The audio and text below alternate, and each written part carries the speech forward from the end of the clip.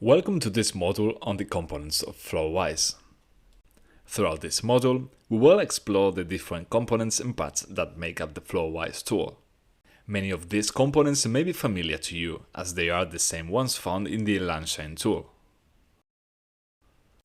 It is important to remember that Flowise is fully based on LangChain, adding a visual layer that allows for the generation of large language model applications through drag-and-drop mechanisms, eliminating the need to write a single line of code.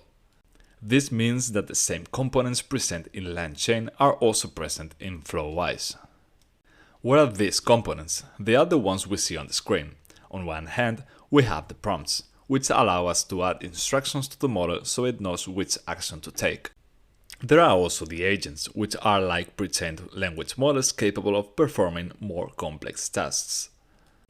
For instance, AutoGPT or Baby AG would be considered agents. Next, we find the chains, which allow linking different components. For example, connecting an instruction for a model through a prompt with a large language model. Additionally, we have access to large language models, which include a variety of models, both proprietary and from OpenAI or open source, such as the Llama model. Finally, we find all the components like the document loaders, which facilitate obtaining information from various document types such as PDF, CSV or TXT. Vector stores are essential for storing processed text information, enabling large language models to answer specific questions about this information. These are the general components, and next we will delve deeper into each of them. They can be divided into three categories: model I/O, data connection, and the section of agents and tools, memory, and chains. Regarding data connection, we have the document loaders, which extract text from files in various formats, including PDF, CSV, TXT, and even unextracted files like JSON. The document transformers are already integrated into the document loaders, meaning when using the document loader for a PDF, the text will automatically be extracted and returned in a suitable structure, eliminating the need for an additional transformer. Next come the embeddings. As previously mentioned, models do not work directly with text, but with numerical representations, specifically vectors referring to those texts. That's why a sort of translator is needed to turn text into machine language, and these translators are the embeddings. Then come the vector stores, which allow storing text transformed through the embeddings in databases specialized in vector storage. Subsequently, large language models can use these vectors to answer questions. In the event that information is stored in other types of conventional databases, retrievers are used to access that information. Then, in the agents and tools category, agents are like large language models with added capabilities to perform more complex tasks. On the other hand, tools provide large language models with additional capabilities, like accessing the internet or using calculators. Memory allows the large language model to remember previous interactions with the user, which is very useful in the development of chatbots to prevent users from having to repeat information. Chains are connectors that link different components within Flowise. As for the model, we have the prompts, which add commands and instructions in text format to guide the model, and we also have access to various large language models, whether proprietary or open source. Moreover, output parsers are integrated into the models to filter and return only the response, eliminating the need to filter additional parameters. Now that we have gained a more general understanding of the components in the Flowise platform, in the upcoming sections we will delve deeper into each of these elements. In this task, we will delve deeply into the models and prompts section of Flowise. As we previously mentioned, large language models are essentially pre-trained models that have been fed vast amounts of data. This applies both to pre-trained language models and models that incorporate code. These models are used to generate text, answer questions, translate languages, and perform a variety of tasks. Moreover, they can retain information either through a training process called fine-tuning or by using contextual information. This enables them to answer specific questions based on that information.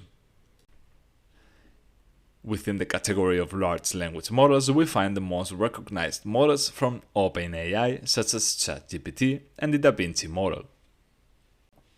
In addition, there are also open source models like Flanty5, Bloom, Alpaca, Llama, and Dolly. In Flowise, we differentiate between two types of models: large language models and chat models.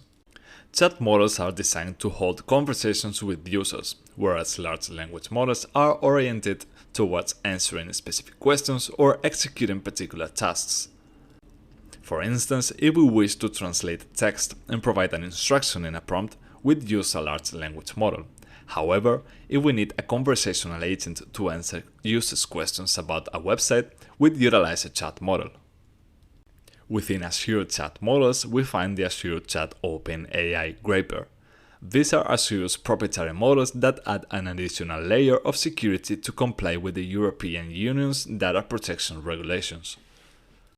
These models are not retrained with data provided by users, unlike OpenAI's privacy policy that mentions retraining with user information. Another example is the Anthropic chat, which also provides access to various large language models and resembles the Hugging Face chat. Hugging Face is a platform similar to GitHub where open source pre-trained large language models are shared, such as the aforementioned Llama or Dolly. Next, we have Chat Local AI, which is used to utilize local open source models. For example, if we have our own server and want to use only the model hosted on our server, we would use the Chat Local AI model. Lastly, the component we will likely use most frequently is Chat OpenAI, which allows us to converse with any of OpenAI's language models like ChatGPT.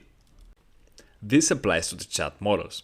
If we want a large language model that performs a specific task or responds to precise instructions, we have Azure OpenAI, which is Azure's specific large language model. There is also Cohere, a platform similar to Hugging Face that provides access to various large language models via an API. This API includes options from Hugging Face, OpenAI, and Replicate.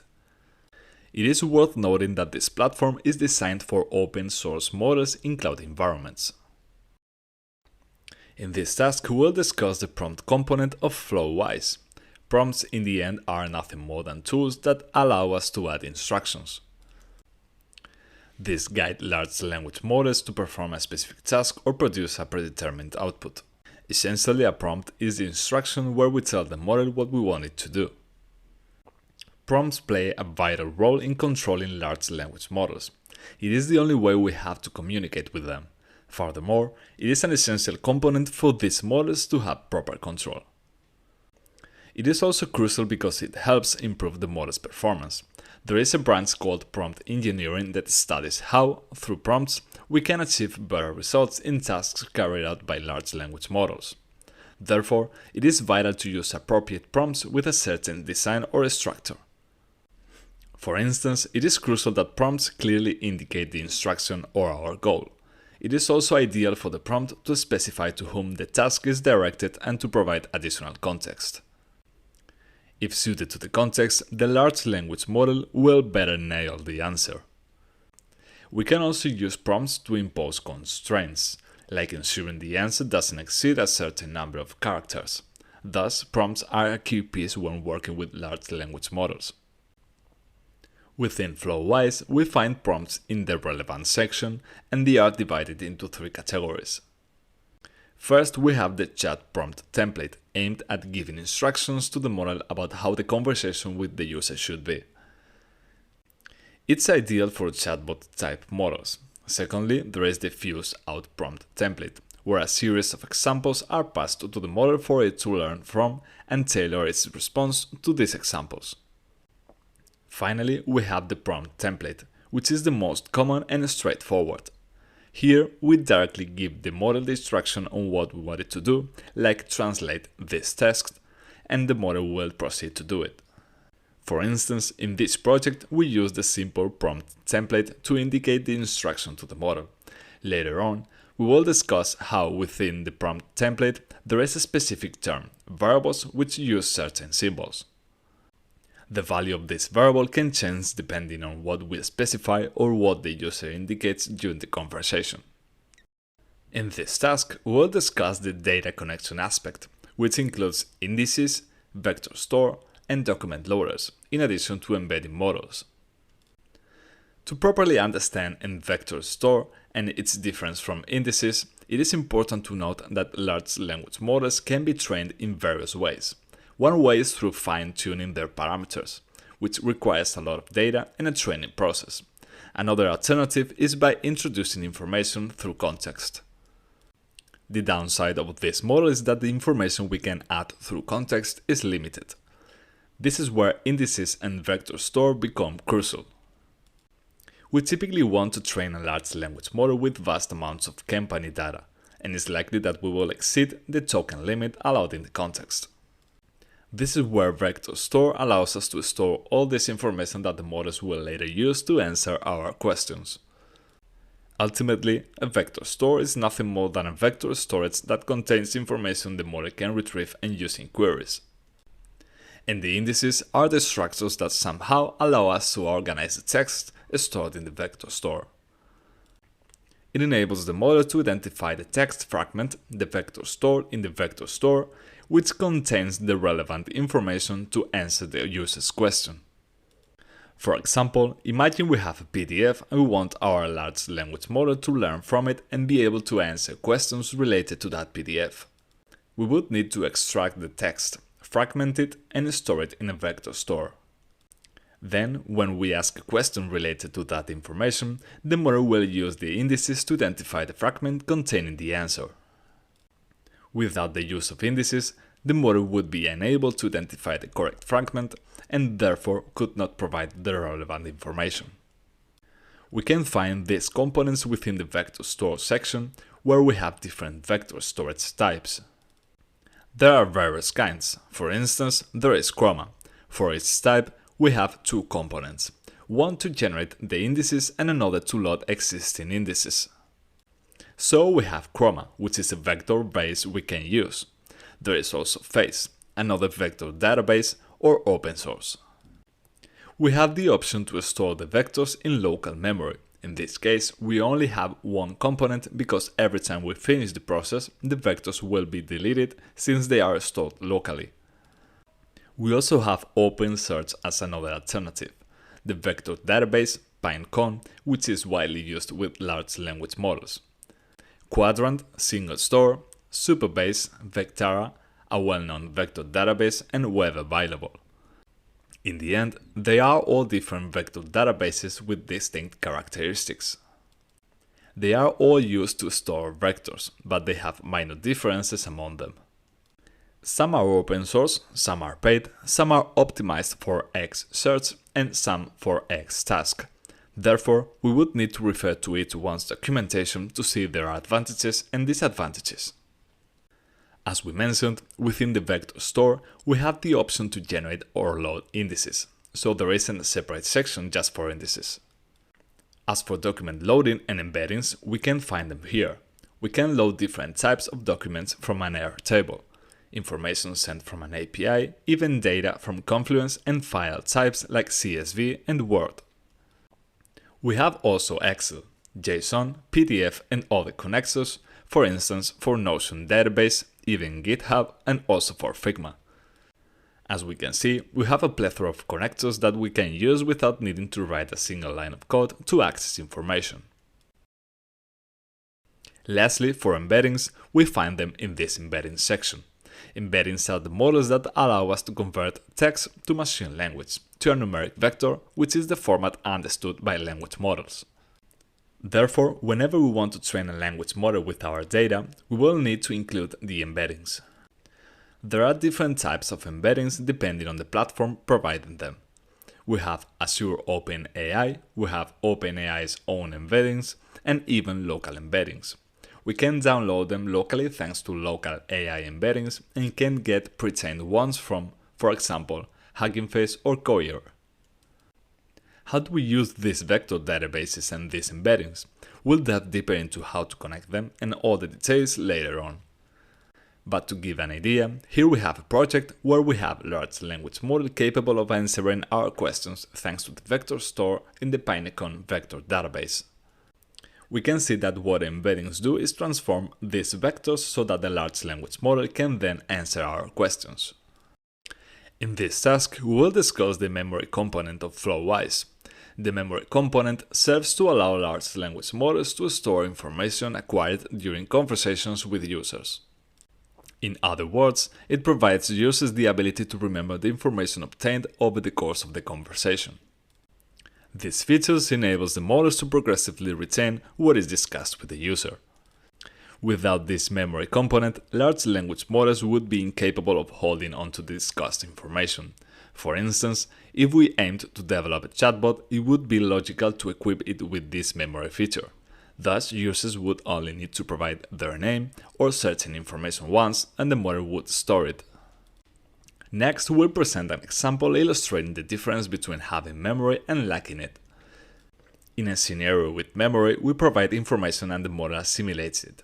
On the other hand, in a situation without memory, we can provide information such as mentioning the capital, and the model responds.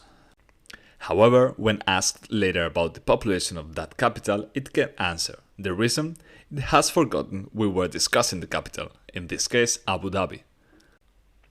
But when equipped with memory, the model recalls that it was previously asked about the capital of Abu Dhabi, and therefore it doesn't ask again about its population. This memory component can be found in the memory section, where there are various types of memory. For example, there is the buffer memory, which is the most common and capable of retaining what's learned during the conversation. We also have the buffer window memory, which stores a part of the conversation in a window format.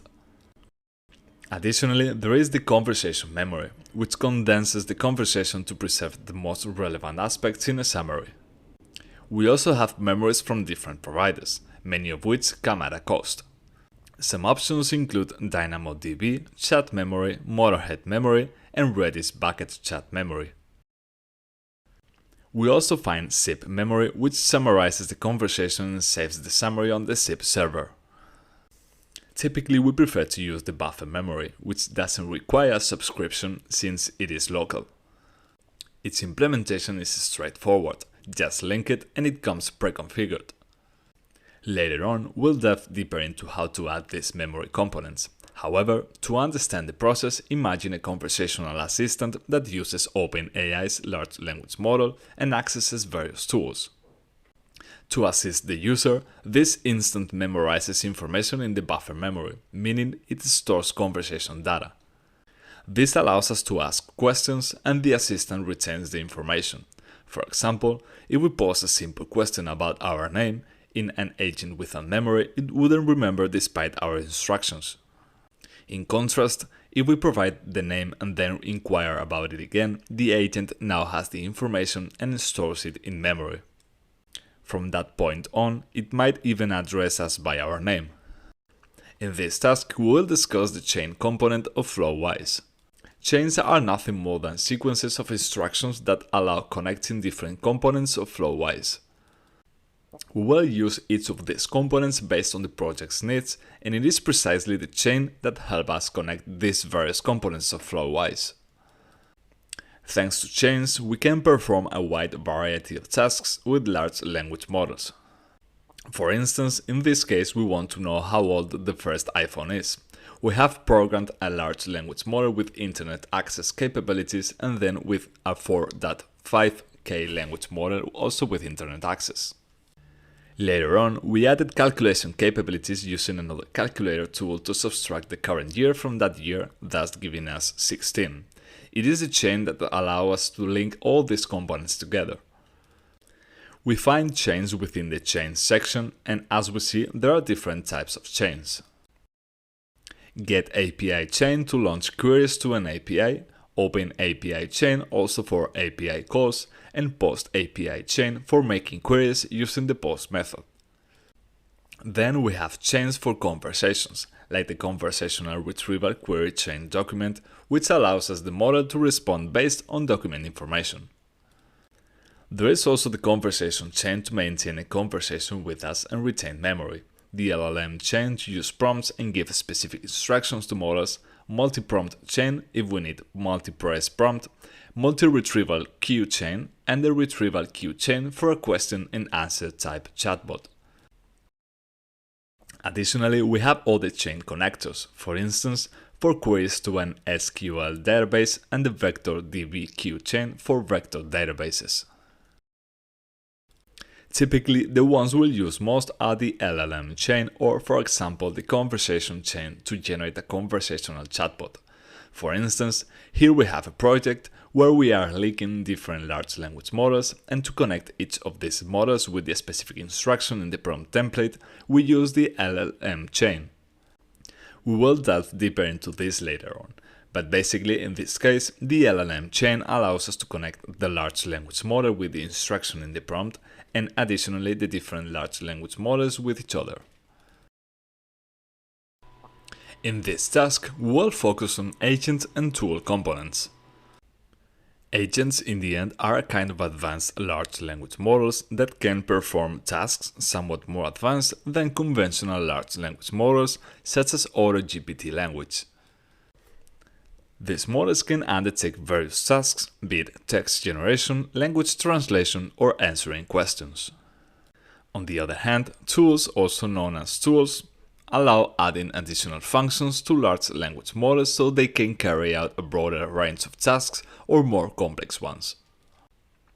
For example, in the previous case of determining the age of an iPhone, we are programming an agent that takes a question as input and returns a result. This would be the chatbot agent. Then we have a chain that links different tools. One is the web search chain and another is a mathematical calculation tool. It will identify the year the first iPhone was released and then subtract the current year from the release year of the first iPhone. With this, it will return a number to this agent. We can also use the web search chain to calculate the age of an iPhone. Again, it will provide a number to this agent.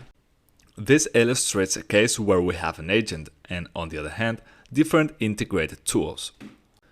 Both agents and tools can be found within Tools for Tools and Agents for Agents. Among the agents, we have the Airtable agent to answer questions based on information stored in Airtable. We have the AutoGPT tool and Baby AG, which are much more advanced large language models that can perform complex tasks by autonomously dividing them into smaller tasks and aiming for a general result. We also have a conversational agent to create a chatbot that uses information, has memory, and is capable of using different tools. A CSV agent is available to answer questions where it has to obtain information from a CSV. Then, we also have this type of agent and also the OpenAI function agent. So we have various agents at our disposal. Regarding tools, they will allow us to equip these agents with additional capabilities and powers. For instance, we have the I plugin, the Brave Search API for searches, access to the calculator tool, and access to the chain tool. There is also the opportunity to develop custom tools with the custom tool, the option to add internet search capabilities with the Google Custom Search, which is very similar to the SERP API. And we also have the web browser, which also has the option to write information, in this case, onto disk. We also have Zapier for connectivity with third-party applications. So we have a plethora of tools we can use to endow these large language models with extra capabilities.